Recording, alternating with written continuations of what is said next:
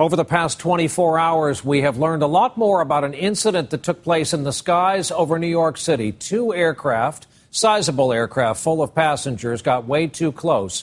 One of them was a regional jet. The other was a Boeing 747. FAA rules call for at least 1,000 feet of separation. These two aircraft were closer than that. Our report tonight from NBC's Tom Costello.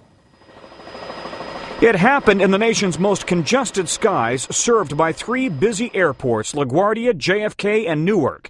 A third of all U.S. air traffic every day flies through, into, or out of New York airspace.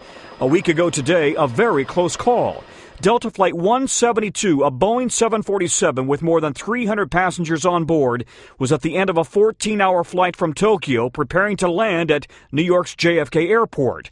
But as he approached runway 4 left in rough winds, the pilot executed a missed approach, telling the tower he was going around. The tower issued instructions to climb and make a gentle turn to the right. Meanwhile, at nearby LaGuardia Airport, a Delta regional jet with 70 passengers aboard was taking off, climbing to its left. As the two planes made their wide turns, they came within 2,600 feet horizontally and just 200 feet vertically. Controllers then sounded the alert. So 172 Heavy, you turning? Yes, sir. We're almost at 040 now. Delta 172 Heavy, traffic, 12 o'clock, 1,400 feet, Embraer, 1,600 feet. Okay, we got him on the fish finder here. The fish finder is an onboard collision avoidance radar. Retired American Airlines captain Tom Casey. Well, that's very close. That's close for anybody, especially the Embraer is looking at a 747 coming at him. That's a large footprint in the air. Earlier this year, the FAA's Inspector General reported the number of controller mistakes had jumped 50% in 2009 and 10. The FAA insists that's mostly because controllers are now encouraged to self-report errors without fear of penalty to identify safety concerns. Controllers have to be on their game, making sure that traffic is separated, and it takes a lot of coordination between controllers at each of the facilities as well as the TRACON.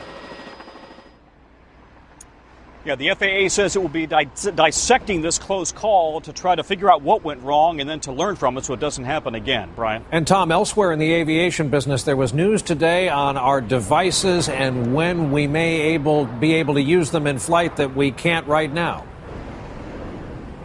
Yeah, an FAA advisory panel has been looking at whether iPods, iPhones, e-readers, laptops, cell phones, whether they interfere with the plane's electronics and avionics during takeoff and landing. They're expected to report back in September that these devices are mostly safe, and so the FAA says it may then loosen up the rules, allow some devices, not all, to be used during takeoff and landing, but cell phones probably would still not be allowed. All right, Tom Costello, Washington National for us tonight. Tom, thanks.